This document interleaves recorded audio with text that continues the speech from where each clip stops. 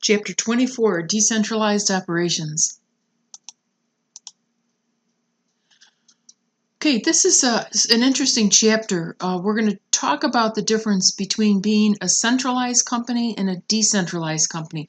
And when we say decentralized, we mean a subsidiary of like GE. Okay, you and I probably think they're actually separate companies. So that's decentralized. Okay, these are big companies that take their product lines and break them apart like almost into separate subsidiaries.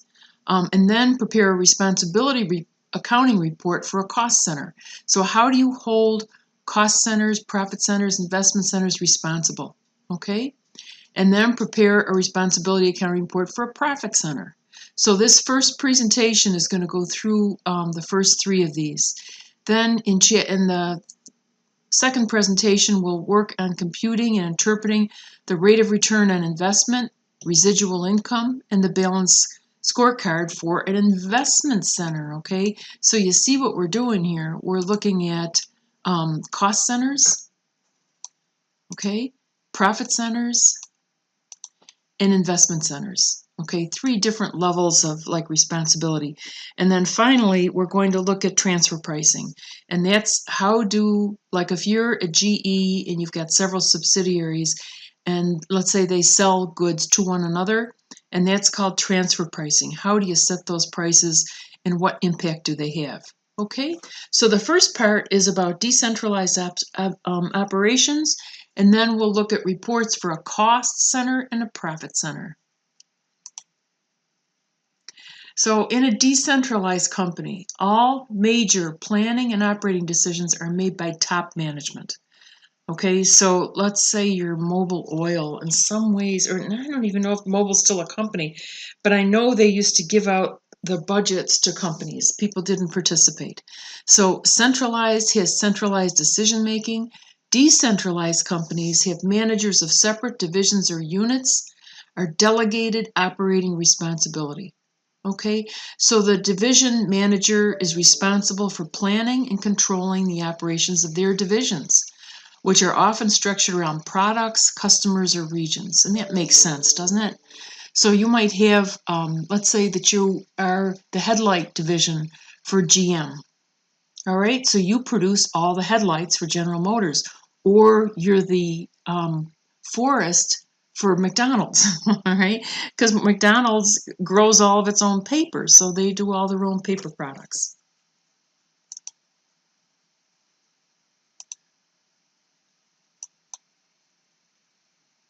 So for large companies, it's difficult, like for top management, to stay in touch with all the operations. Think of global operations, right? All different countries all over the world, and also to maintain expertise in all product lines and services. So you'll find that where there is knowledge at lower levels in the organization, okay, specialized knowledge, those organizations frequently are decentralized. All right, so decision making is driven down. In such cases, delegating authority to managers closest to the operation would result in better decisions. Okay, so it makes sense. But decentralized operations provide excellent training for managers. It allows managers to develop managerial expertise early in their careers. And it helps retain company managers because it's more interesting. You know, you've got something to learn. You feel like you've got someplace to go. And many of those might be promoted to top management positions later on.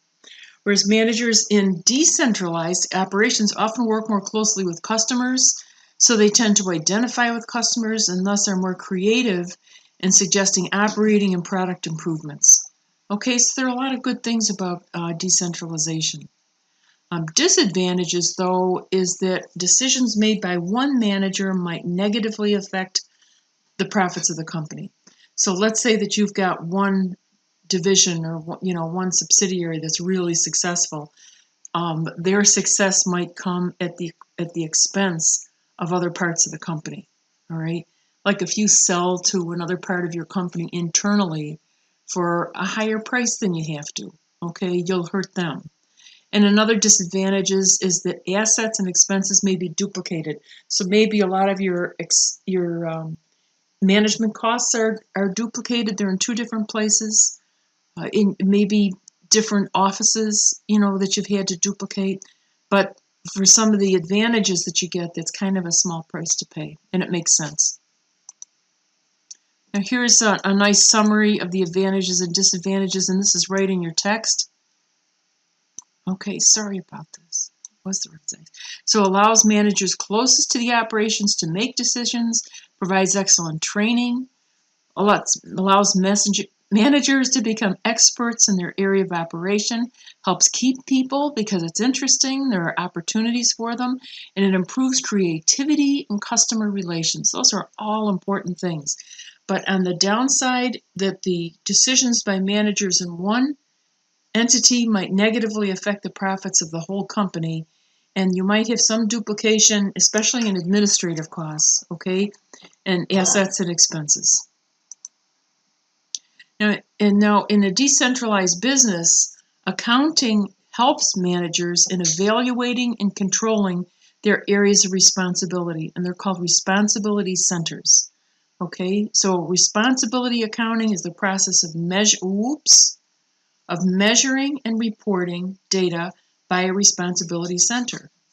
All right, so we'll come up with a report for a piece of the organization and report operating results. And three types of responsibility centers that we're going to look at are cost centers, which have responsibility over costs.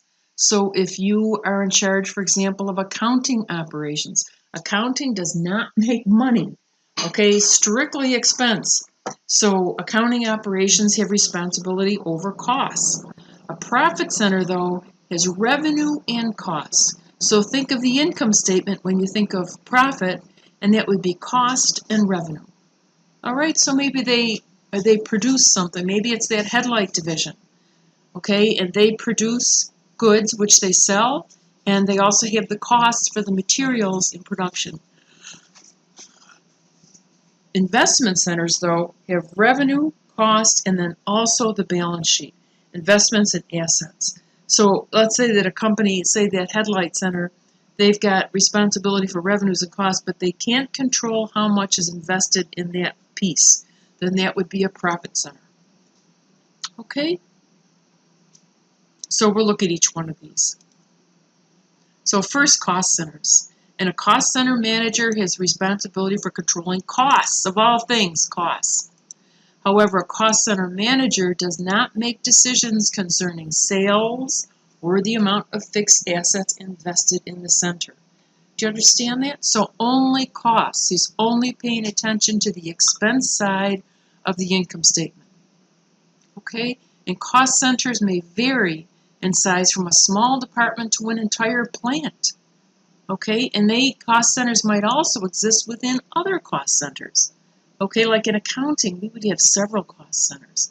We're one of the companies that I worked for, we had 636 cost centers. So, this can get really carried away. But not that it's a bad thing, but it's a lot more, it's not like each company has 4 or 5. There are hundreds. Here's an example of a good example of a university. So here's the College of Business.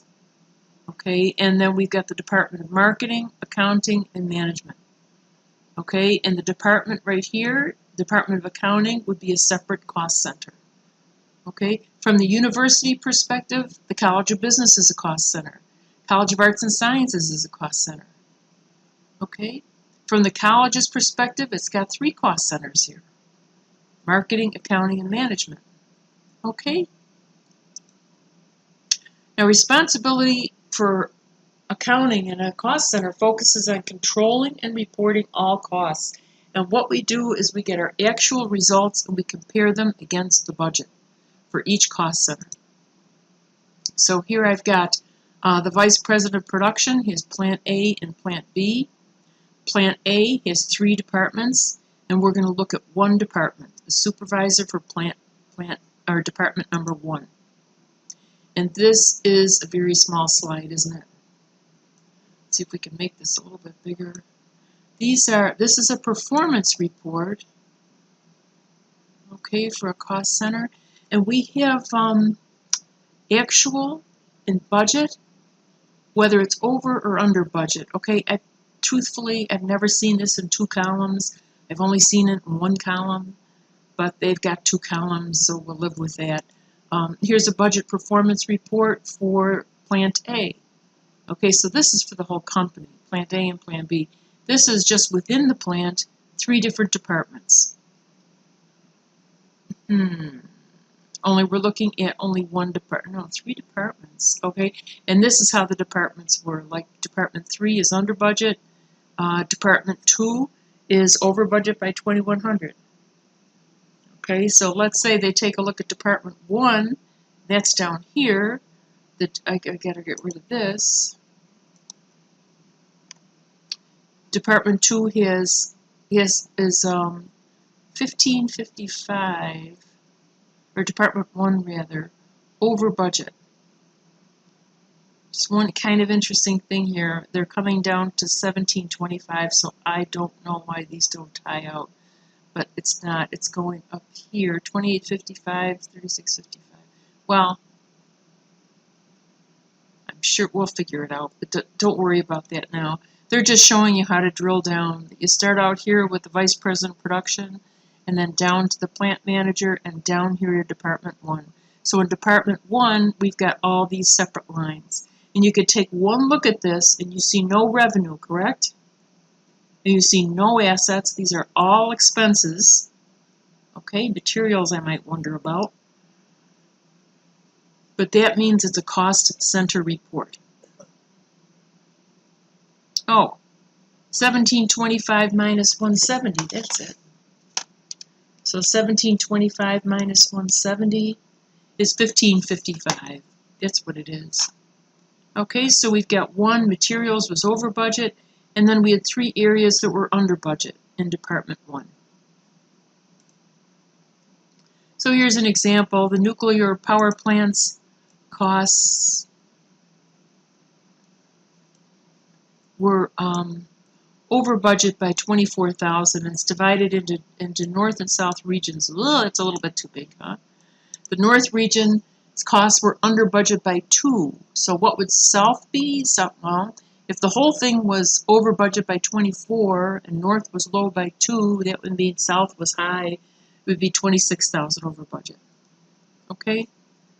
So now let's look at profit centers. So a profit center has the responsibility and authority for making decisions that affect both revenues and costs, and thus profits. So a profit center might be a division, a department, or a product. Okay, and the manager does not make decisions concerning the fixed assets invested in here, only revenues and costs. So this responsibility is narrowed down just to the income statement for a particular location. And responsibility accounting for profit center focuses on reporting revenues, expenses, and income from operations. Okay, revenues, expenses, and income from operations. So there's our income statement, right? There it is. It's exactly what we're talking about. It should include only revenues, expenses that are controlled by the manager, and that's important. If you can't control something, then it isn't right to hold someone responsible for it. So controllable revenues are revenues earned by the profit center, and controllable expenses are those that can be influenced or controlled by the decisions of the profit center manager. In other words, if that profit center is being allocated a cost from the divisional headquarters, okay, then that's not their, they have no control over those expenses. So you might report it that way, but it isn't fair to hold a manager responsible for something that they don't have any control over. And here's an example. The controllable expenses include direct. Okay, direct means traceable operating expenses, such as sales salaries and utility expenses. And in addition, a profit center may incur expenses provided by internal centralized service departments. Now look at all these. Research and development, legal, telecommunications, information and computer systems, facilities management, purchasing, advertising, payroll accounting, transportation, human resources. All of these things are normal departments within a big corporation, Okay, but the profit center guy can't, or female, she cannot, has no control over legal costs, for example, or telecommunications. Telecommunications is done for the whole company, not just for a little cost center, all right, or a profit center. Okay, so there are lots of service departments that take their costs and they allocate it all over the company. But that is not something that we would hold either a cost or a profit center manager responsible for. So service department charges are indirect expenses to a profit center. Okay, indirect expenses, similar to the expenses would be incurred if they purchased them, supposedly. Okay, it doesn't always work out this way at work because it depends on how they allocate the cost. So that's a whole nother issue. Profit center manager has control over service department expenses if the manager is free to choose how much to use. Okay, so if that manager can decide how much to advertise, then it can be charged with the cost. Okay, and usually they're allocated to the profit center. Allocated is an important word there. Okay, allocate, they're not really incurred by the profit center. They're allocated there based on the usage of services by each profit center. Okay, based on how much they use it in a perfect world. So here's an example. Nova Entertainment Group is diversified and it has two divisions, a theme park and movie production. The revenues and expenses for the theme park, they made $6 million. Operating expenses are $24.95. So what's this? So this is it's $3,505 a profit, right? The movie production is making $2 million, about 2.1, a little bit less than that, $1 million. So the operating expenses consist of direct expenses, such as wages and salaries of division employees. So these are some of the service department costs they have: purchasing, payroll, and legal. Okay, and we've got an activity base. All right, that for each service department is an activity base for each service department is used to charge service departments departmental expenses. Okay, and it should be related to it. So for purchasing, the number of purchase requisitions, which is actually, believe it or not, a good number. That's a good way to allocate these costs. Payroll department, number of payroll checks. Kind of makes sense. And legal, number of billed hours. So every time, for example, that you call an attorney, the first thing they do is they hit a timer on their desk. Then they say hello. Okay? So they bill for everything. So here is the use of services by the theme park and the movie division. The theme park had 25,000 purchase requisitions, 12,000 payroll checks, and 100 billable hours. All right. Movie production had 15,000 purchase requisitions, 3,000 payroll checks, and 900 billable legal hours. Okay. And the rates that we figure them out at the beginning of the year, okay? So let's say that the purchasing department expects to have $400,000 in costs all year long, and they expect to do 40,000 purchase orders, so they're going to charge $10 per purchase requisition to prepare it, okay? For payroll, the payroll department expects payroll to cost $255,000. And they've got 15,000 payroll checks. So it would be, wow, that's a lot of money, $17 per payroll check. But that would include all the reports that have to be filed. There are a lot of things in payroll. And then legal charges, the legal department expects to incur $250,000 and have 1,000 billable hours. So that would be $250 per hour that they would charge. Okay, so what they're going to charge is the service usage times the rate, right? And here we've got some numbers. This is the Nova Entertainment Group. And we've got the theme park and the movie division. For purchasing, the theme park had a whole bunch of purchase orders, so it's $250,000. Here's payroll, and there are their legal charges. And the detail for it is all down here. Okay, I think this is right out of your book. And for the movie production, they had $150,000 in purchasing.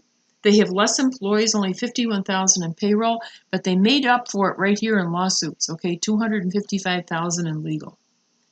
Not just lawsuits, you know. They would have to get what's it called when you've got a movie, like a copyright, probably a lot of copyright work.